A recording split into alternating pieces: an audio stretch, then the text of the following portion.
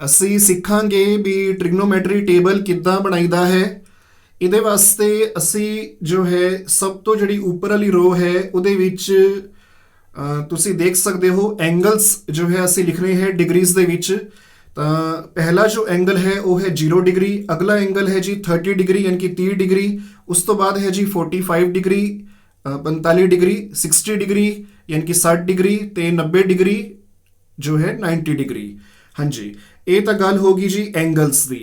ਹੁਣ ਇਸ ਤੋਂ ਬਾਅਦ ਅਸੀਂ ਕਰਨਾ ਕੀ ਹੈ ਜੀ, ਬਿਲਕੁਲ ਲੈਫਟ ਤੁਸੀਂ ਦੇਖ ਸਕਦੇ ਹੋ ਲੈਫਟ ਵਾਲੀ ਜੋ ਕੋਲਮ ਹੈ ਇਹਦੇ ਵਿੱਚ ਅਸੀਂ ਟ੍ਰਿਗਨੋਮੈਟ੍ਰਿਕ ਦੀ ਰੇਸ਼ੋਜ਼ ਲਿਖਣੀਆਂ ਹੁੰਦੀਆਂ ਨੇ। ਇਹ ਟ੍ਰਿਗਨੋਮੈਟ੍ਰਿਕ ਰੇਸ਼ੋਜ਼ ਤੋਂ ਭਾਵ ਕੀ ਹੈ, ਟ੍ਰਿਗਨੋਮੈਟ੍ਰਿਕ ਰੇਸ਼ੋਜ਼ ਕੀ ਹੁੰਦੀਆਂ ਨੇ, ਇਹ ਜੋ ਤੁਸੀਂ ਦੇਖ ਰਹੇ ਹੋ ਇਸ ਨੂੰ ਅਸੀਂ ਕਹਿੰਦੇ ਹਾਂ ਸਾਈਨ। ਇਹ ਪਹਿਲੀ ਟ੍ਰਿਗਨੋਮੈਟ੍ਰਿਕ ਰੇਸ਼ੋ ਹੁੰਦੀ ਹੈ। ਇਸ ਤੋਂ ਅੱਗੇ ਹੈ ਜੀ ਕੋਸ ਅਤੇ ਇਸ ਦੀ ਜੋ ਫੁੱਲ ਫਾਰਮ ਹੈ ਯਾਨੀ ਕਿ ਪੂਰਾ ਜੋ ਇਹਦਾ ਨਾਂ ਹੈ ਉਹ ਹੈ ਕੋਸਾਈਨ। ਹਾਂਜੀ, ਇਸ ਤੋਂ ਬਾਅਦ ਹੈ ਜੀ ਟੈਂਜੈਂਟ, ਇਸ ਨੂੰ ਅਸੀਂ ਸ਼ਾਰਟ ਫਾਰਮ ਦੇ ਵਿੱਚ ਟੈਨ ਲਿਖਦੇ ਹਾਂ। ਤੇ ਜੋ ਫੋਰਥ ਟ੍ਰਿਗਨੋਮੈਟ੍ਰਿਕ ਰੇਸ਼ੋ ਹੈ ਉਹਦਾ ਨਾਂ ਹੈ ਜੀ ਕੋਟੈਂਜੈਂਟ ਤੇ ਸ਼ਾਰਟ ਫਾਰਮ ਦੇ ਵਿੱਚ ਅਸੀਂ ਇਸ ਨੂੰ ਕੋਟ ਲਿਖਦੇ ਹਾਂ। ਨੈਕਸਟ ਹੈ ਜੀ ਸੀਕੈਂਟ ਤੇ ਲਾਸਟ ਹੈ ਜੀ ਕੋਸੀਕੈਂਟ। ਤਾਂ ਇਹ ਜੋ ਹੈ 6 ਟ੍ਰਿਗਨੋਮੈਟ੍ਰਿਕ ਰੇਸ਼ੋਜ਼ ਨੇ ਤੇ ਐਂਗਲਸ ਤੁਸੀਂ ਵੇਖ ਲਏ ਨੇ 0 ਡਿਗਰੀ, 30 ਡਿਗਰੀ, 45 ਡਿਗਰੀ ਤੇ 60 ਡਿਗਰੀ ਤੇ 90 ਡਿਗਰੀ। ਆਓ ਹੁਣ ਸ਼ੁਰੂ ਕਰਦੇ ਹਾਂ ਜੀ, ਇਸ ਨੂੰ ਕਿੱਦਾਂ ਬਣਾਈਦਾ ਹੁੰਦਾ ਹੈ ਟ੍ਰਿਗਨੋਮੈਟ੍ਰਿਕ ਟੇਬਲ ਨੂੰ ਸਿੱਖਦੇ ਹਾਂ ਜੀ। ਹਾਂਜੀ, ਜੇ ਸਾਨੂੰ ਜੋ ਇਹ ਸਾਈਨ ਹੈ ਇਸ ਦੇ ਐਂਗਲਸ ਨੂੰ ਲਿਖਣਾ ਅਗਰ ਸਾਨੂੰ ਆ ਗਿਆ ਤਾਂ ਬਾਕੀ ਜੋ ਹੈ ਟ੍ਰਿਗਨੋਮੈਟ੍ਰਿਕ ਟੇਬਲ ਦੀ ਜੋ ਟ੍ਰਿਗਨੋਮੈਟ੍ਰਿਕ ਰੇਸ਼ੋਜ਼ ਨੇ ਉਹਨਾਂ ਦੇ ਐਂਗਲਸ ਨੂੰ ਅਸੀਂ ਬੜੇ ਈਜ਼ੀਲੀ ਲਿਖ ਸਕਾਂਗੇ। ਜਿਹੜਾ ਇਹ ਸਾਈਨ ਵਾਲਾ ਹੈ ਬਸ ਇਸ ਨੂੰ ਜੋ ਹੈ ਸਮਝਣ ਦੀ ਜੋ ਹੈ ਜ਼ਰੂਰਤ ਹੁੰਦੀ ਹੈ।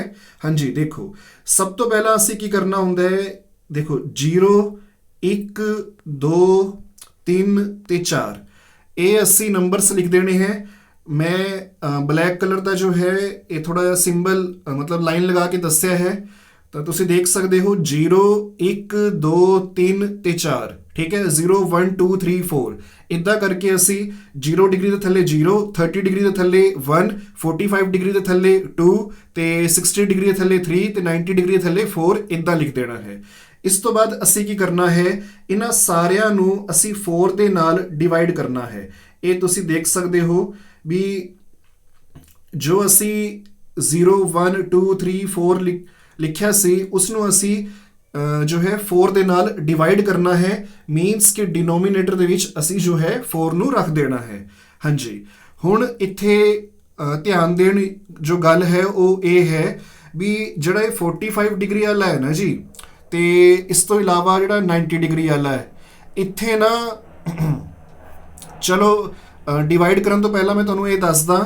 ਦੇਖੋ ਸਭ ਤੋਂ ਪਹਿਲਾਂ ਅਸੀਂ 0 1 2 3 4 ਲਿੱਤਾ, ਠੀਕ ਹੈ। 0 ਡਿਗਰੀ, 30 ਡਿਗਰੀ, 45 ਡਿਗਰੀ, 60 ਡਿਗਰੀ ਤੇ 90 ਡਿਗਰੀ ਦੇ ਥੱਲੇ, ਠੀਕ ਹੈ ਜੀ। ਇਸ ਤੋਂ ਬਾਅਦ ਅਸੀਂ 4 ਨਾਲ ਡਿਵਾਈਡ ਕਰਤਾ। ਹੁਣ ਨੈਕਸਟ ਸਟੈਪ ਕੀ ਹੈ ਵੀ ਅਸੀਂ ਇਹਨਾਂ ਸਾਰਿਆਂ ਦੇ ਉੱਪਰ ਸਕੁਅਰ ਰੂਟ ਦਾ ਸਾਈਨ ਜੋ ਤੁਸੀਂ ਦੇਖ ਸਕਦੇ ਹੋ, ਅਸੀਂ ਸਾਰਿਆਂ ਦੇ ਉੱਪਰ ਜੋ ਹੈ ਸਕੁਅਰ ਰੂਟ ਦਾ ਸਾਈਨ ਜੋ ਹੈ ਉਹ ਲੈਣਾ ਹੁੰਦਾ ਹੈ। ਤੁਸੀਂ ਵੇਖ ਸਕਦੇ ਹੋ ਸਭ ਦੇ ਉੱਪਰ ਜੋ ਹੈ ਮੈਂ ਸਕੁਅਰ ਰੂਟ ਦਾ ਸਾਈਨ ਬਣਾ ਰੱਖਿਆ ਹੈ। ਹਾਂਜੀ, ਤਾਂ ਇਦਾਂ ਕਰਕੇ ਤੁਸੀਂ ਜੋ ਹੈ ਸਕੁਅਰ ਰੂਟ ਦਾ ਸਾਈਨ ਸਭ ਦੇ ਉੱਪਰ ਜੋ ਹੈ ਲਗਾਉਣਾ ਹੈ, ਠੀਕ ਹੈ ਜੀ। ਇਸ ਤੋਂ ਬਾਅਦ ਹੁਣ ਅਸੀਂ ਕੀ ਕਰਨਾ ਹੈ, ਨੈਕਸਟ ਸਟੈਪ ਇਹ ਹੈ ਵੀ ਦੇਖੋ ਜਿਹੜਾ ਇਹ 45 ਡਿਗਰੀ ਵਾਲਾ ਹੈ ਨਾ ਤੇ 90 ਡਿਗਰੀ ਵਾਲਾ ਹੈ, ਇਹਦੇ ਵਿੱਚ ਜਿਹੜਾ ਇਹ 2 ਤੇ 4 ਹੈ, 1 ਮਿੰਟ ਜ਼ਰਾ, ਜਿਹੜਾ ਇਹ 2/4 ਹੈ ਤੇ 4/4 ਹੈ, ਇਹ ਆਪਸ ਦੇ ਵਿੱਚ ਡਿਵਾਈਡ ਹੋ ਸਕਦੇ ਹੈ। ਕਿਵੇਂ? ਜੋ ਨਿਊਮਰੇਟਰ ਦੇ ਵਿੱਚ 2 ਹੈ ਇਹ 4 ਨੂੰ ਜੋ ਡਿਨੋਮੀਨੇਟਰ ਦੇ ਵਿੱਚ 4 ਹੈ ਉਸ ਨੂੰ ਡਿਵਾਈਡ ਕਰ ਸਕਦਾ ਹੈ। 2 2s 4, ਠੀਕ ਹੈ ਜੀ। ਤਾਂ ਡਿਵਾਈਡ ਕਰਨ ਤੋਂ ਬਾਅਦ ਸਾਨੂੰ ਮਿਲੂਗਾ 1/2। ਸਕੁਅਰ ਰੂਟ ਦੇ ਅੰਦਰ ਹੀ ਅਸੀਂ ਜੋ ਹੈ ਡਿਵਾਈਡ ਕਰ ਦੇਣਾ ਹੈ। ਨਿਊਮਰੇਟਰ ਦੇ 2 ਦੇ ਨਾਲ ਜੋ ਡਿਨੋਮੀਨੇਟਰ ਦਾ 4 ਹੈ ਉਸ ਨੂੰ ਡਿਵਾਈਡ ਕਰ ਦੇਣਾ ਹੈ। ਹੁਣ 90 ਡਿਗਰੀ ਦੇ ਵੱਲ ਅਗਰ ਅਸੀਂ ਵੇਖਦੇ ਹਾਂ ਤਾਂ ਇੱਥੇ 4/4 ਹੈ। ਹਾਂਜੀ, 4 ਔਰ 4 ਜੋ ਹੈ ਡਿਵਾਈਡ ਹੋ ਕੇ ਸਾਨੂੰ ਮਿਲੂਗਾ 1। ਆਈ ਹੋਪ ਕਿ ਤੁਹਾਨੂੰ ਇਹ ਸਮਝ ਆ ਗਿਆ ਹੋਣਾ ਹੈ। ਹੁਣ ਬਾਕੀਆਂ ਦੀ ਗੱਲ ਕਰ ਲੈਂਦੇ ਹਾਂ ਜੀ। ਬਾਕੀਆਂ ਦੇ ਵਿੱਚ ਕੀ ਹੈ?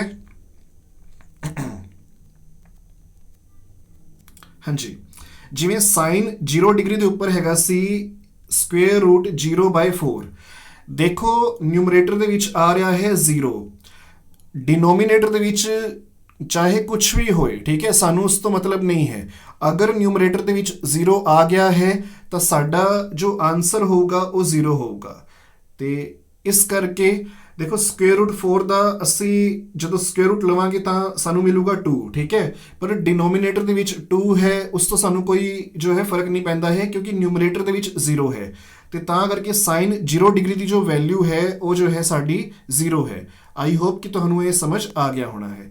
ਹੁਣ ਗੱਲ ਕਰਦੇ ਹਾਂ ਜੀ ਸਾਈਨ 30 ਡਿਗਰੀ ਦੀ, ਵੀ ਸਾਈਨ ਜੋ ਹੈ ਟ੍ਰਿਗਨੋਮੈਟ੍ਰਿਕ ਰੇਸ਼ੋ ਇਹ 30 ਡਿਗਰੀ ਦੇ ਉੱਪਰ ਇਹਦੀ ਵੈਲਿਊ ਕੀ ਹੁੰਦੀ ਹੈ। ਹਾਂਜੀ, ਇੱਥੇ ਤੁਸੀਂ ਵੇਖ ਸਕਦੇ ਹੋ ਵੀ ਸਾਡੇ ਕੋਲ ਹੈ ਜੀ ਸਕੁਅਰ ਰੂਟ 1/4। 1 ਦਾ ਸਕੁਅਰ ਰੂਟ ਹੁੰਦਾ ਹੈ 1, ਨਿਊਮਰੇਟਰ ਦੇ ਵਿੱਚ 1 ਹੀ ਰਹੇਗਾ, ਤੇ 4 ਦਾ ਸਕੁਅਰ ਰੂਟ ਹੁੰਦਾ ਜੀ 2, ਠੀਕ ਹੈ, ਤਾਂ ਡਿਨੋਮੀਨੇਟਰ ਦੇ ਵਿੱਚ ਆ ਗਿਆ 2, ਤਾਂ ਸਾਈਨ 30 ਡਿਗਰੀ ਦੀ ਵੈਲਿਊ ਸਾਨੂੰ ਮਿਲੂਗੀ 1/2। ਆਈ ਹੋਪ ਕਿ ਤੁਹਾਨੂੰ ਇਹ ਸਮਝ ਆ ਗਿਆ ਹੋਣਾ ਹੈ। ਹਾਂਜੀ, ਇਸ ਤੋਂ ਬਾਅਦ ਦੇਖੋ ਅਸੀਂ ਡਿਵਾਈਡ ਜਦੋਂ 45 ਡਿਗਰੀ ਦੇ ਵਿੱਚ ਕਰ ਲਿਆ ਸੀ, ਸਾਨੂੰ ਨਿਊਮਰੇਟਰ ਦੇ ਵਿੱਚ ਮਿਲਿਆ ਸੀ 1 ਤੇ ਡਿਨੋਮੀਨੇਟਰ ਦੇ ਵਿੱਚ ਸਾਡੇ ਕੋਲ ਹੈਗਾ ਸੀ 2, ਤੇ ਇਹ ਜੋ ਹੈ ਸਕੁਅਰ ਰੂਟ ਦੇ ਅੰਦਰ ਸੀ। ਦੇਖੋ ਜੋ 1 ਦਾ ਸਕੁਅਰ ਰੂਟ ਹੁੰਦਾ ਹੈ ਉਹ ਤਾਂ 1 ਹੀ ਹੁੰਦਾ ਹੈ, ਤੇ 2 ਦਾ ਸਕੁਅਰ ਰੂਟ ਉਹ ਜੋ ਹੈ 2 ਹੀ ਹੁੰਦਾ ਹੈ। ਅਗਰ ਅਸੀਂ ਖੋਲਾਂਗੇ ਯਾਨੀ ਕਿ ਸਕੁਅਰ ਰੂਟ ਨੂੰ ਸੋਲਵ ਕਰਾਂਗੇ 1.414 ਕਰਕੇ ਕੁਝ ਵੈਲਿਊ ਆਉਂਦੀ ਹੈ, ਡੈਸੀਮਲ ਦੇ ਵਿੱਚ ਆਉਂਦੀ ਹੈ, ਪਰ ਸਾਨੂੰ ਇੱਥੇ ਡੈਸੀਮਲ ਦੇ ਵਿੱਚ ਵੈਲਿਊ ਨਹੀਂ ਲਿਖਣੀ ਹੈ, ਅਸੀਂ ਸਕੁਅਰ ਰੂਟ 2 ਨੂੰ ਡਿਨੋਮੀਨੇਟਰ ਦੇ ਵਿੱਚ ਐਜ਼ ਇਟ ਇਜ਼ ਰੱਖਾਂਗੇ। ਆਈ ਹੋਪ ਕਿ ਸਾਈਨ 45 ਡਿਗਰੀ ਵੀ ਤੁਹਾਨੂੰ ਇਹ ਜੋ ਹੈ ਸਮਝ ਆ ਗਿਆ ਹੋਣਾ ਹੈ। ਹਾਂਜੀ, ਹੁਣ ਗੱਲ ਕਰ ਲੈਂਦੇ ਹਾਂ ਸਾਈਨ 60 ਡਿਗਰੀ ਦੀ। ਇੱਥੇ ਜੋ ਹੈ ਨਿਊਮਰੇਟਰ ਦੇ ਵਿੱਚ ਹੈ ਇੱਕ ਓਡ ਨੰਬਰ 3 ਤੇ ਡਿਨੋਮੀਨੇਟਰ ਦੇ ਵਿੱਚ ਹੈ ਜੀ ਇੱਕ ਈਵਨ ਨੰਬਰ 4। ਇਹ ਆਪਸ ਦੇ ਵਿੱਚ ਤਾਂ ਡਿਵਾਈਡ ਹੋ ਨਹੀਂ ਸਕਦੇ ਕਿਉਂਕਿ ਜੋ ਨਿਊਮਰੇਟਰ ਹੈ ਉਹ ਓਡ ਨੰਬਰ ਹੈ ਤੇ ਡਿਨੋਮੀਨੇਟਰ ਜੋ ਹੈ ਉਹ ਈਵਨ ਨੰਬਰ ਹੈ। ਜਿਹੜਾ ਨਿਊਮਰੇਟਰ ਵਾਲਾ 3 ਹੈ, ਸਕੁਅਰ ਰੂਟ ਜਦੋਂ ਅਸੀਂ ਲਵਾਂਗੇ ਤਾਂ square root 3 as it is ਲਿਖਿਆ ਜਾਊਗਾ ਕਿਉਂਕਿ ਸਕੁਅਰ ਰੂਟ 3 ਵੀ ਜੋ ਹੈ ਉਹ ਡੈਸੀਮਲ ਦੇ ਵਿੱਚ ਹੀ ਆਉਂਦਾ ਹੈ 1.732, ਠੀਕ ਹੈ, ਤਾਂ ਹਾਲੇ ਅਸੀਂ ਸਕੁਅਰ ਰੂਟ 3 ਨੂੰ ਜੋ ਹੈ ਐਜ਼ ਇਟ ਇਜ਼ ਰੱਖਣਾ ਹੈ। ਪਰ ਜਿਹੜਾ ਥੱਲੇ ਇਹ 4 ਹੈ ਨਾ, ਇਹਦਾ ਅਗਰ ਅਸੀਂ ਸਕੁਅਰ ਰੂਟ ਲਵਾਂਗੇ ਤਾਂ ਸਾਨੂੰ ਮਿਲੂਗਾ 2, ਠੀਕ ਹੈ, ਸਕੁਅਰ ਰੂਟ 4 ਜੋ ਹੈ ਉਹ 2 ਦੇ ਇਕੁਅਲ ਹੁੰਦਾ ਹੈ, ਤਾਂ ਸਾਡਾ ਸਾਈਨ 60 ਡਿਗਰੀ ਜੋ ਹੈ ਉਹ ਆਇਆ ਹੈ ਸਕੁਅਰ ਰੂਟ 3/2। ਹਾਂਜੀ, ਲਾਸਟ ਹੈ ਜੀ ਸਾਈਨ 90 ਡਿਗਰੀ ਜੋ ਕਿ ਸਭ ਤੋਂ ਈਜ਼ੀ ਹੈ। ਇੱਥੇ ਅਸੀਂ ਪਹਿਲਾਂ ਹੀ ਗੱਲ ਕਰ ਲਈ ਸੀ ਵੀ 4 ਜੋ ਹੈ 4 ਦੇ ਨਾਲ ਕੈਂਸਲ ਆਊਟ ਹੋ ਗਿਆ ਤਾਂ 1 ਬਚੇਗਾ, ਤੇ ਸਕੁਅਰ ਰੂਟ ਲਵਾਂਗੇ 1 ਦਾ ਤਾਂ ਉਹ ਜੋ ਹੈ 1 ਹੀ ਹੁੰਦਾ ਹੈ, ਤਾਂ ਸਾਈਨ 90 ਡਿਗਰੀ ਦੀ ਵੈਲਿਊ ਹੋ ਗਈ 1। ਆਈ ਹੋਪ ਕਿ ਤੁਹਾਨੂੰ ਇਹ ਸਮਝ ਆ ਗਿਆ ਹੋਣਾ ਹੈ। ਸਾਈਨ 0 ਡਿਗਰੀ ਦੀ ਵੈਲਿਊ ਹੈ ਜੀ 0, ਸਾਈਨ 30 ਡਿਗਰੀ ਦੀ ਵੈਲਿਊ ਹੈ ਜੀ 1/2, ਸਾਈਨ 45 ਡਿਗਰੀ ਦੀ ਵੈਲਿਊ ਹੈ ਜੀ 1/ਸਕੁਅਰ ਰੂਟ 2, ਤੇ ਸਾਈਨ 60 ਡਿਗਰੀ ਦੀ ਵੈਲਿਊ ਹੈ ਜੀ ਸਕੁਅਰ ਰੂਟ 3/2, ਤੇ ਸਾਈਨ 90 ਡਿਗਰੀ ਦੀ ਵੈਲਿਊ ਹੈ ਜੀ 1। ਹਾਂਜੀ, ਹੁਣ ਅਸੀਂ ਇਹਨਾਂ ਵੈਲਿਊਜ਼ ਦਾ ਯੂਜ਼ ਕਰਕੇ ਹੀ ਕੋਸ ਜਾਂ ਕੋਸਾਈਨ ਨੂੰ ਕਿੱਦਾਂ ਲਿਖਣਾ ਹੈ। ਕੋਸਾਈਨ ਨੂੰ ਲਿਖਣਾ ਬੜਾ ਹੀ ਈਜ਼ੀ ਹੁੰਦਾ ਹੈ। ਇਹਦੇ ਵਾਸਤੇ ਸਾਨੂੰ ਮਤਲਬ ਜਿਵੇਂ ਇੱਥੇ ਕੈਲਕੂਲੇਸ਼ਨ ਕਰਨੀ ਪਈ ਹੈ ਸਾਈਨ ਦੇ ਵਾਸਤੇ, ਇੱਦਾਂ ਦੀ ਕੋਈ ਕੈਲਕੂਲੇਸ਼ਨ ਕਰਨ ਦੀ ਜੋ ਹੈ ਸਾਨੂੰ ਜੋ ਹੈ ਜ਼ਰੂਰਤ ਨਹੀਂ ਹੁੰਦੀ ਹੈ। ਕੈਲਕੂਲੇਸ਼ਨ ਕਹਿ ਲਓ ਜਾਂ ਡਿਵਾਈਡ ਕਹਿ ਲਓ ਤੇ ਸਕੁਅਰ ਰੂਟ ਕਹਿ ਲਓ, ਠੀਕ ਹੈ, ਇਹ ਸਭ ਕਰਨ ਦੀ ਇੱਥੇ ਜ਼ਰੂਰਤ ਨਹੀਂ ਹੁੰਦੀ ਹੈ। ਜਸਟ ਅਸੀਂ ਸਾਈਨ ਦੀ ਹੀ ਵੈਲਿਊਜ਼ ਨੂੰ ਇੱਕ ਤਰ੍ਹਾਂ ਦਾ ਇਹ ਕਹਿ ਸਕਦੇ ਹਾਂ ਵੀ ਉਲਟੇ ਕ੍ਰਮ ਦੇ ਵਿੱਚ, ਇਨਵਰਸ ਦੇ ਵਿੱਚ ਜੋ ਹੈ ਮਤਲਬ ਇੱਥੇ ਲਿਖ ਦੇਣਾ ਹੁੰਦਾ ਹੈ। ਮੈਂ ਤੁਹਾਨੂੰ ਸਿਖਾਉਣਾ ਕਿੱਦਾਂ ਅਸੀਂ ਜੋ ਹੈ ਕੋਸਾਈਨ ਦੀ ਵੈਲਿਊਜ਼ ਨੂੰ ਲਿਖਣਾ ਹੈ।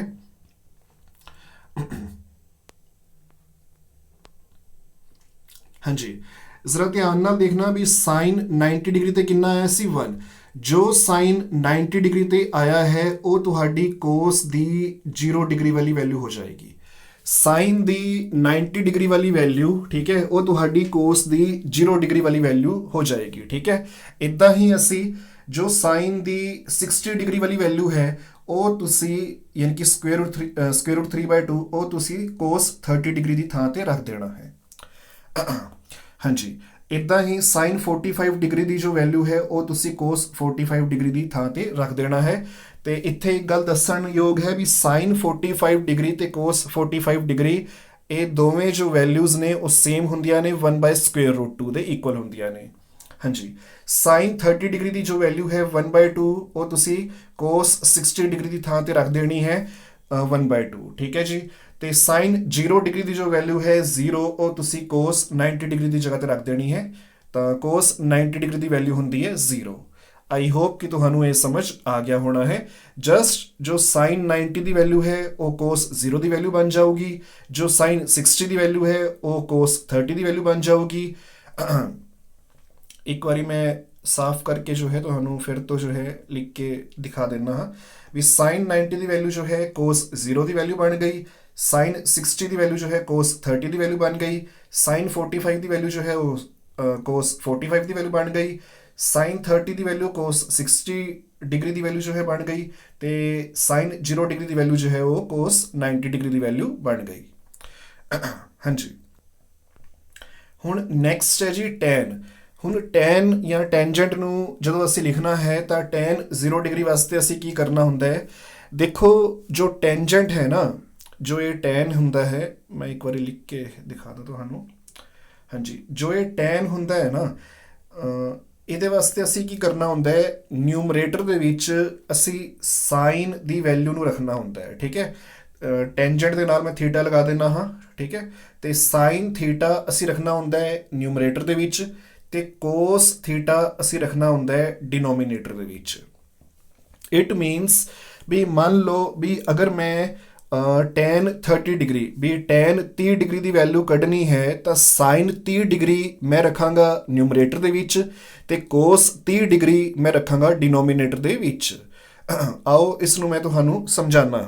ਬਸ ਇਸ ਚੀਜ਼ ਨੂੰ ਦਿਮਾਗ ਦੇ ਵਿੱਚ ਰੱਖਣਾ ਵੀ ਸਾਈਨ ਵਾਲੀ ਜਿਹੜੀ ਵੈਲਿਊ ਹੈ ਸੇਮ ਐਂਗਲ ਦੇ ਉੱਪਰ, ਵੀ ਅਗਰ ਅਸੀਂ tan 45 ਤੇ ਕੱਢ ਰਹੇ ਹਾਂ ਤਾਂ ਫਿਰ ਅਸੀਂ sin 45 ਵਾਲੀ ਵੈਲਿਊ ਲੈਣੀ ਹੈ। ਠੀਕ ਹੈ, ਤੇ ਨਿਊਮਰੇਟਰ ਦੇ ਵਿੱਚ ਰੱਖ ਦੇਣਾ ਹੈ, ਤੇ cos 45 ਵਾਲੀ ਜੋ ਵੈਲਿਊ ਹੋਏਗੀ ਉਸ ਨੂੰ ਅਸੀਂ ਡਿਨੋਮੀਨੇਟਰ ਦੇ ਵਿੱਚ ਰੱਖ ਦੇਣਾ ਹੈ। ਰੇਸ਼ੋ ਲੈ ਕੇ ਜੋ ਵੀ ਆਨਸਰ ਆਊਗਾ ਉਹ ਸਾਡੀ ਜੋ ਹੈ tan ਦੀ ਵੈਲਿਊ ਹੋ ਜਾਊਗੀ। ਹਾਂਜੀ, ਜ਼ਰਾ ਧਿਆਨ ਨਾਲ ਨੋਟਿਸ ਕਰਨਾ। ਦੇਖੋ ਇਹ ਹੈ tan। ਠੀਕ ਹੈ, ਤੇ ਹੁਣ sin ਦੇਖੋ tan ਅਗਰ ਅਸੀਂ 0 ਡਿਗਰੀ ਦੇ ਉੱਪਰ ਫਾਈਂਡ ਆਊਟ ਕਰਨਾ ਹੈ ਤਾਂ sin 0 ਡਿਗਰੀ ਦੀ ਵੈਲਿਊ ਦੇਖੋ ਕੀ ਸੀ, 0 ਸੀ, ਤਾਂ 0 ਨੂੰ ਅਸੀਂ ਰੱਖ ਦਿੱਤਾ ਹੈ ਨਿਊਮਰੇਟਰ ਦੇ ਵਿੱਚ। ਠੀਕ ਹੈ, ਹੁਣ ਦੇਖੋ cos 0 ਡਿਗਰੀ ਦੀ ਵੈਲਿਊ ਕਿੰਨੀ ਸੀ, 1 ਸੀ, ਤਾਂ ਅਸੀਂ cos 0 ਡਿਗਰੀ ਦੀ ਵੈਲਿਊ ਯਾਨੀ ਕਿ 1 ਨੂੰ ਅਸੀਂ ਰੱਖਾਂਗੇ ਡਿਨੋਮੀਨੇਟਰ ਦੇ ਵਿੱਚ।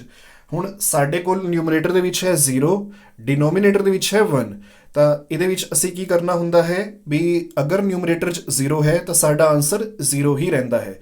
ਡਿਨੋਮੀਨੇਟਰ ਦੇ ਵਿੱਚ ਕੀ ਹੈ, ਜਿਵੇਂ ਇੱਥੇ 1 ਹੈ, ਉਸ ਤੋਂ ਸਾਨੂੰ ਕੋਈ ਜੋ ਹੈ ਫਰਕ ਨਹੀਂ ਪੈਂਦਾ ਹੈ। ਆਈ ਹੋਪ ਕਿ ਤੁਹਾਨੂੰ ਇਹ ਸਮਝ ਆ ਗਿਆ ਹੋਣਾ ਹੈ। ਤਾਂ tan 0 ਡਿਗਰੀ ਦੀ ਵੈਲਿਊ ਕੀ ਹੈ, 0 ਹੈ।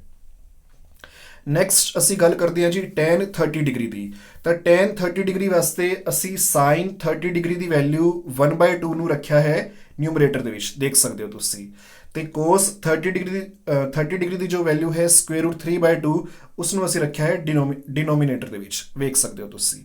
ਇਸ ਤੋਂ ਬਾਅਦ ਦੇਖੋ ਜਦੋਂ ਅਸੀਂ ਸੋਲਵ ਕਰਾਂਗੇ ਤਾਂ ਥੱਲੇ ਵਾਲਾ ਜੋ ਡਿਨੋਮੀਨੇਟਰ ਹੈ √3/2 ਇਹ ਜੋ ਹੈ ਉਲਟਾ ਹੋ ਜਾਊਗਾ, यानी कि 2 जो है वो ऊपर चला जाऊगा, तो √3 जो है वो थल्ले ਨੂੰ ਆ ਜਾਊਗਾ, ਤੇ ਇਹ ਜੋ 2 ਹੈ ਤੇ ਇਹ ਵਾਲਾ 2 ਜੋ ਹੈ ਇਹ ਕੈਂਸਲ ਆਊਟ ਹੋ ਜਾਣਗੇ। ਸਾਡੇ ਕੋਲ ਬਚੂਗਾ 1/√3। ਤਾਂ tan 30 ਡਿਗਰੀ ਦੀ tan 30 ਡਿਗਰੀ ਦੀ ਜੋ ਵੈਲਿਊ ਹੈ ਉਹ ਹੈ 1/√3। ਆਈ ਹੋਪ ਕਿ ਤੁਹਾਨੂੰ ਇਹ ਸਮਝ ਆ ਗਿਆ ਹੋਣਾ ਹੈ। ਇੱਦਾਂ ਹੀ ਅਸੀਂ tan 45 ਡਿਗਰੀ ਵਾਸਤੇ sin 45 ਡਿਗਰੀ 1/√2 ਨੂੰ ਰੱਖਾਂਗੇ ਨਿਊਮਰੇਟਰ ਦੇ ਵਿੱਚ, ਤੇ cos 45 ਡਿਗਰੀ ਵੀ ਜੋ ਹੈ ਉਹ 1/√2 ਹੀ ਹੁੰਦਾ ਹੈ, ਉਸ ਨੂੰ ਅਸੀਂ ਰੱਖਾਂਗੇ ਡਿਨੋਮੀਨੇਟਰ ਦੇ ਵਿੱਚ। ਕਿਉਂਕਿ ਦੋਵੇਂ ਸੇਮ ਨੇ ਤਾਂ ਆਨਸਰ ਆਊਗਾ 1। tan 45 ਡਿਗਰੀ ਜੋ ਹੈ ਕਈ ਥਾਵਾਂ ਤੇ ਯੂਜ਼ ਅਸੀਂ ਕਰਨਾ ਹੁੰਦਾ ਹੈ, ਤਾਂ ਇੱਥੇ ਤੁਸੀਂ ਨੋਟ ਡਾਊਨ ਕਰ ਸਕਦੇ ਹੋ ਵੀ tan 45 ਡਿਗਰੀ ਦੀ ਜੋ ਵੈਲਿਊ ਹੈ ਉਹ 1 ਹੈ। ਹਾਂਜੀ, ਹੁਣ ਅਸੀਂ ਗੱਲ ਕਰਦੇ ਹਾਂ ਜੀ tan 60 ਡਿਗਰੀ ਦੀ। ਤਾਂ sin 60 ਡਿਗਰੀ ਦੀ ਜੋ ਵੈਲਿਊ ਹੈ √3/2 ਇਸ ਨੂੰ ਅਸੀਂ ਰੱਖਾਂਗੇ ਨਿਊਮਰੇਟਰ ਦੇ ਵਿੱਚ, ਤੇ cos 60 ਡਿਗਰੀ ਦੀ ਜੋ ਵੈਲਿਊ ਹੈ 1/2 ਇਸ ਨੂੰ ਅਸੀਂ ਰੱਖਾਂਗੇ ਡਿਨੋਮੀਨੇਟਰ ਦੇ ਵਿੱਚ। ਤੇ ਸੋਲਵ ਕਰਨ ਤੋਂ ਬਾਅਦ ਇਹ ਜੋ 2 ਹੈ ਉਹ 2 ਨਾਲ ਕੈਂਸਲ ਆਊਟ ਹੋ ਜਾਊਗਾ, ਤੇ √3 ਜੋ ਹੈ ਆਨਸਰ ਸਾਡੇ ਕੋਲ ਜੋ ਹੈ ਆਊਗਾ tan 60 ਡਿਗਰੀ ਦਾ, ਵੀ tan ਜੋ ਹੈ ਉਹ 60 ਡਿਗਰੀ ਦੇ ਉੱਪਰ ਜੋ ਹੈ √3 ਦੇ ਇਕੁਅਲ ਹੁੰਦਾ ਹੈ। ਹਾਂਜੀ, ਹੁਣ ਦੇਖੋ ਇੱਕ ਨਵੀਂ ਚੀਜ਼ ਤੁਹਾਡੇ ਵਾਸਤੇ ਆ ਰਹੀ ਹੈ। ਵੈਸੇ ਤੁਸੀਂ ਪਹਿਲਾਂ ਇਸ ਨੂੰ ਕਦੀ ਨਾ ਕਦੀ ਜੋ ਹੈ ਕਿੱਥੇ ਪੜ੍ਹਿਆ ਹੋਣਾ ਹੈ। ਤੇ ਇੱਕ ਗੱਲ ਹੋਰ ਦੱਸਦਾ, ਕਈ ਬੱਚੇ ਇਸ ਨੂੰ ਇਨਫਿਨਿਟੀ ਵੀ ਜੋ ਹੈ ਰੀਡ ਕਰਦੇ ਹੈ, ਤੇ ਇਨਫਿਨਿਟੀ ਜੋ ਹੈ ਉਹ ਥੋੜਾ ਜਿਹਾ ਇੱਕ ਅਲੱਗ ਟਰਮ ਹੁੰਦੀ ਹੈ, ਨੋਟ ਡਿਫਾਈਨਡ ਇੱਕ ਅਲੱਗ ਟਰਮ ਹੈ। ਹਾਂਜੀ, ਤਾਂ ਦੇਖੋ tan 90 ਡਿਗਰੀ ਵਾਸਤੇ ਜ਼ਰਾ ਧਿਆਨ ਨਾਲ ਦੇਖਣਾ, ਕਿਉਂਕਿ ਇੱਥੇ ਜੋ ਇਹ ਨੋਟ ਡਿਫਾਈਨਡ ਹੈ ਇਹ ਕਈ ਬੱਚਿਆਂ ਵਾਸਤੇ ਨਵੀਂ ਚੀਜ਼ ਹੁੰਦੀ ਹੈ। ਹਾਂਜੀ, ਤੇ ਇੱਥੇ ਮਿਸਟੇਕ ਵੀ ਕਰ ਜਾਂਦੇ हैं कुछ बच्चे। कई अपना आंसर जो है 1 लिख देंगे हैं, कई 0 लिख देंगे हैं, दोवें ही आंसर गलत होंगे हैं। ये ना तो आंसर जो है tan 90 डिग्री का 1 होंगे ना 0 होंगे, वो नोट डिफाइंड होता है जिसनों कि असी ND भी लिखते होंगे हैं। ठीक है चलो जी, देखो tan जो है 90 डिग्री के उपर असी sin 90 डिग्री की वैल्यू रखांगे 1, ये रही। ठीक है, तो cos 90 डिग्री की वैल्यू है जी 0, जिसनों कि असी रखना है डिनोमीनेटर के विच। मैं ना थोड़ा जिहा तुहानू लार्ज करके दिखाना क्योंकि ये एक्सैप्शनल केस है।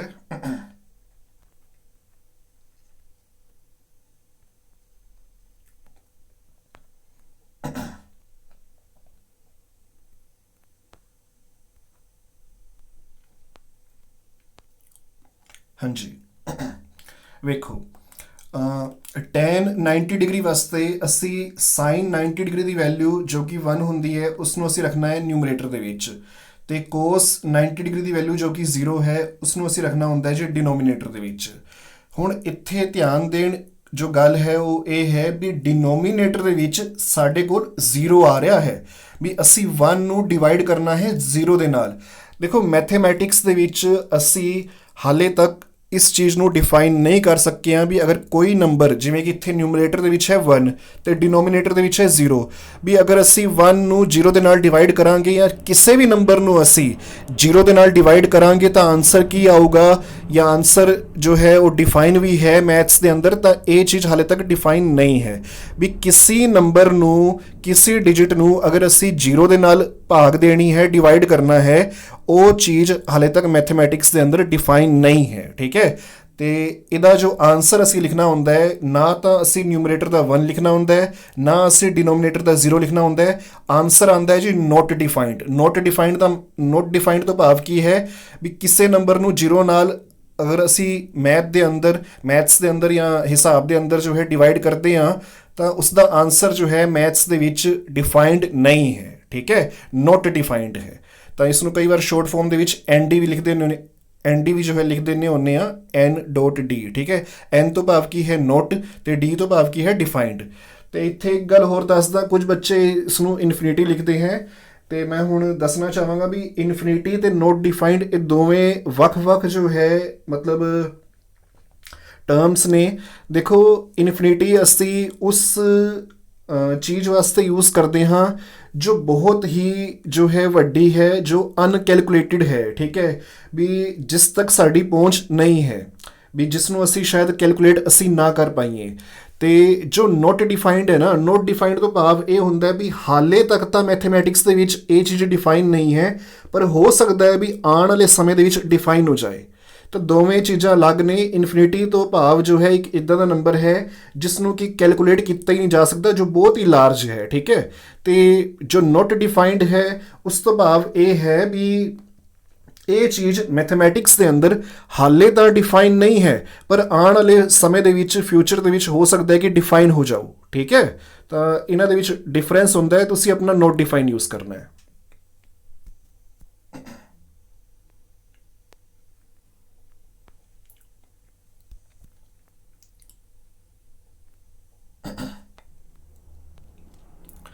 हाँ जी, नेक्स्ट है जी कोटेंजेंट कह लो या कोट कह लो।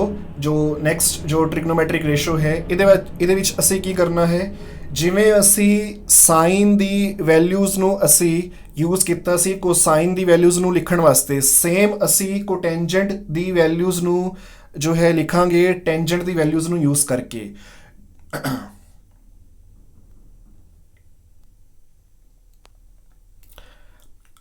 ਜ਼ਰਾ ਧਿਆਨ ਨਾਲ ਦੇਖਣਾ ਵੀ ਟੈਂਜੈਂਟ ਦੀ ਜੋ ਵੈਲਿਊ 90 ਡਿਗਰੀ ਦੇ ਉੱਪਰ ਹੈ ਉਹੀ ਸੇਮ ਵੈਲਿਊ ਅਸੀਂ ਜੋ ਹੈ ਕੋਟ ਯਾਨੀ ਕਿ ਕੋਟੈਂਜੈਂਟ ਦੀ 0 ਡਿਗਰੀ ਦੇ ਉੱਪਰ ਰੱਖਾਂਗੇ।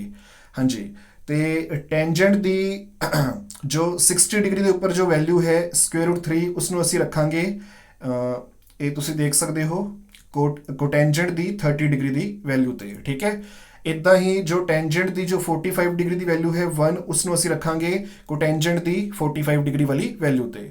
ਫਿਰ ਟੈਂਜੈਂਟ ਦੀ 30 ਡਿਗਰੀ ਵਾਲੀ ਵੈਲਿਊ ਨੂੰ ਅਸੀਂ ਰੱਖਾਂਗੇ ਕੋਟੈਂਜੈਂਟ ਦੀ 60 ਡਿਗਰੀ ਵਾਲੀ ਵੈਲਿਊ ਤੇ। ਇਸ ਤੋਂ ਬਾਅਦ ਟੈਂਜੈਂਟ ਦੀ ਜੋ 0 ਡਿਗਰੀ ਵਾਲੀ ਵੈਲਿਊ ਹੈ ਉਸ ਨੂੰ ਅਸੀਂ ਰੱਖਾਂਗੇ ਕੋਟੈਂਜੈਂਟ ਦੀ 90 ਡਿਗਰੀ ਵਾਲੀ ਵੈਲਿਊ ਤੇ। ਜੋ ਅਸੀਂ ਸਾਈਨ ਤੇ ਕੋਸਾਈਨ ਦੇ ਵਿੱਚ ਕੀਤਾ ਸੀ ਵੀ ਸਾਈਨ ਵਾਲੀ ਵੈਲਿਊਜ਼ ਨੂੰ ਅਸੀਂ ਯੂਜ਼ ਕੀਤਾ ਸੀ ਕੋਸਾਈਨ ਨੂੰ ਲਿਖਣ ਵਾਸਤੇ, ਸੇਮ ਅਸੀਂ ਕੋਟੈਂਜੈਂਟ ਦੀ ਵੈਲਿਊਜ਼ ਨੂੰ ਲਿਖ ਸਕਦੇ ਹਾਂ ਟੈਂਜੈਂਟ ਦੀ ਵੈਲਿਊਜ਼ ਨੂੰ ਯੂਜ਼ ਕਰਕੇ। ਵੀ ਜੋ ਟੈਂਜੈਂਟ ਦੀ 90 ਡਿਗਰੀ ਦੀ ਵੈਲਿਊ ਹੈ ਉਹ ਕੋਟੈਂਜੈਂਟ ਦੀ 0 ਡਿਗਰੀ ਵਾਲੀ ਵੈਲਿਊ ਹੈ, ਟੈਂਜੈਂਟ ਦੀ 60 ਡਿਗਰੀ ਵਾਲੀ ਵੈਲਿਊ ਕੋਟੈਂਜੈਂਟ ਦੀ 30 ਡਿਗਰੀ ਵਾਲੀ ਵੈਲਿਊ ਹੈ, ਟੈਂਜੈਂਟ ਦੀ 45 ਡਿਗਰੀ ਵਾਲੀ ਵੈਲਿਊ ਕੋਟੈਂਜੈਂਟ ਦੀ 45 ਡਿਗਰੀ ਵਾਲੀ ਵੈਲਿਊ ਹੈ, ਤੇ ਟੈਂਜੈਂਟ ਦੀ 30 ਡਿਗਰੀ ਵਾਲੀ ਵੈਲਿਊ ਕੋਟੈਂਜੈਂਟ ਦੀ 60 ਡਿਗਰੀ ਵਾਲੀ ਵੈਲਿਊ ਹੈ, ਤੇ ਟੈਂਜੈਂਟ ਦੀ 0 ਡਿਗਰੀ ਵਾਲੀ ਵੈਲਿਊ ਕੋਟੈਂਜੈਂਟ ਦੀ 90 ਡਿਗਰੀ ਵਾਲੀ ਵੈਲਿਊ ਹੈ। ਆਈ ਹੋਪ ਕਿ ਤੁਹਾਨੂੰ ਇਹ ਸਮਝ ਆ ਗਿਆ ਹੋਣਾ ਹੈ। ਹਾਂਜੀ, ਨੈਕਸਟ ਹੁਣ ਗੱਲ ਕਰਦੇ ਹਾਂ ਜੀ ਸੀਕੈਂਟ ਦੀ, ਜਿਸ ਨੂੰ ਕਿ ਅਸੀਂ ਕਈ ਵਾਰ ਜੋ ਹੈ ਸੈਕ ਵੀ ਜੋ ਹੈ ਮਤਲਬ ਰੀਡ ਕਰਦੇ ਹੁੰਦੇ ਹਾਂ। ਸੀਕੈਂਟ ਨੂੰ ਦੇਖੋ ਅਸੀਂ ਜੋ ਹੈ ਕਿੱਦਾਂ ਲਿਖਣਾ ਹੈ। ਦੇਖੋ ਜੋ ਇਹ ਸੀਕੈਂਟ ਹੈ ਨਾ, ਇਹ ਜੋ ਸੀਕੈਂਟ ਹੈ ਇਹ ਕੋਸ ਜਾਂ ਕੋਸਾਈਨ ਦੀ ਜੋ ਵੈਲਿਊਜ਼ ਨੇ ਉਹਨਾਂ ਨੂੰ ਅਸੀਂ ਇਨਵਰਸ ਕਰਕੇ, ਇਨਵਰਸ ਤੋਂ ਭਾਵ ਕੀ ਹੈ ਵੀ ਜੋ ਨਿਊਮਰੇਟਰ ਹੈ ਕੋਸ ਦਾ ਕੋਸਾਈਨ ਦੀ ਵੈਲਿਊ ਦਾ ਉਸ ਨੂੰ ਅਸੀਂ ਡਿਨੋਮੀਨੇਟਰ ਦੇ ਵਿੱਚ ਚੇਂਜ ਕਰ ਦੇਣਾ ਹੈ ਤੇ ਡਿਨੋਮੀਨੇਟਰ ਨੂੰ ਅਸੀਂ ਨਿਊਮਰੇਟਰ ਦੇ ਵਿੱਚ ਚੇਂਜ ਕਰ ਦੇਣਾ ਹੈ। ਮੈਂ ਤੁਹਾਨੂੰ ਦੱਸਦਾ ਵੀ ਇਹ ਕਿੱਦਾਂ ਅਸੀਂ ਕਰਨਾ ਹੈ। ਦੇਖੋ ਹਾਂਜੀ, ਜੋ ਇਹ ਕੋਸਾਈਨ ਹੈ ਉਹ 0 ਡਿਗਰੀ ਦੇ ਉੱਪਰ ਹੈ ਜੀ 1। ਹੁਣ 1 ਦੇ ਥੱਲੇ ਕੁਛ ਨਹੀਂ ਹੈ ਤਾਂ ਅਸੀਂ ਡਿਨੋਮੀਨੇਟਰ ਲਗਾ ਕੇ ਅਸੀਂ 1 ਲਿਖ ਸਕਦੇ ਹਾਂ। ਤਾਂ ਹੁਣ ਅਸੀਂ ਕਰਨਾ ਕੀ ਹੁੰਦਾ ਹੈ, ਦੇਖੋ ਜਦੋਂ ਅਸੀਂ ਸੀਕੈਂਟ ਲਿਖਣਾ ਹੈ ਤਾਂ ਸੀਕੈਂਟ ਲਿਖਣ ਦੇ ਵਿੱਚ ਅਸੀਂ ਕੀ ਕਰਾਂਗੇ, ਕੋਸਾਈਨ ਦਾ ਜੋ ਡਿਨੋਮੀਨੇਟਰ ਵਾਲਾ 1 ਹੈ ਉਸ ਨੂੰ ਉੱਪਰ ਤੇ ਨਿਊਮਰੇਟਰ ਵਾਲੇ 1 ਨੂੰ ਥੱਲੇ ਲੈ ਜਾਵਾਂਗੇ।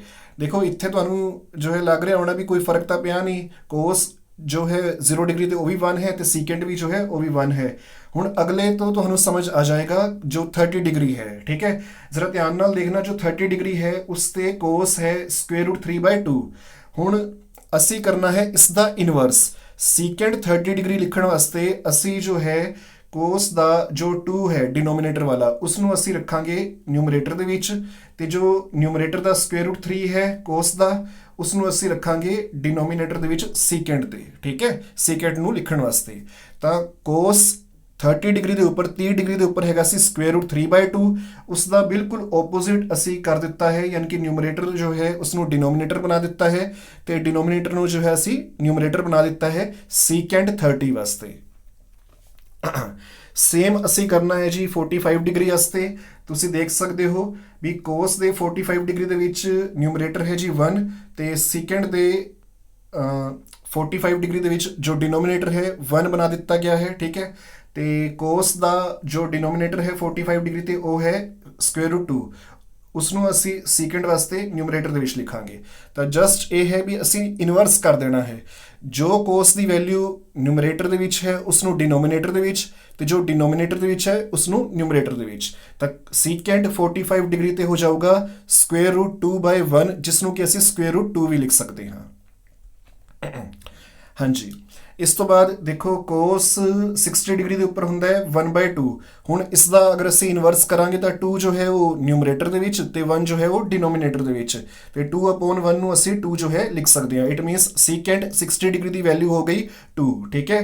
ਹਾਂਜੀ, ਲਾਸਟ ਹੈ ਜੀ, ਜ਼ਰਾ ਇਸ ਨੂੰ ਧਿਆਨ ਨਾਲ ਦੇਖਣਾ। ਜੋ ਕੋਸ ਹੈ ਉਹ 90 ਡਿਗਰੀ ਤੇ ਹੁੰਦਾ ਹੈ 0। ਦੇਖੋ ਇਸ 0 ਨੂੰ ਮੈਂ ਅਗਰ 0/1 ਲਿਖਦਾ ਤਾਂ ਕੋਈ ਫਰਕ ਤਾਂ ਪੈਣਾ ਨਹੀਂ ਹੈ। ਡਿਨੋਮੀਨੇਟਰ ਦੇ ਵਿੱਚ ਅਗਰ ਅਸੀਂ 1 ਲਿਖਦੀ ਹੈ ਤਾਂ ਉਸ ਨਾਲ ਕੋਈ ਫਰਕ ਨਹੀਂ ਪੈਂਦਾ ਹੈ।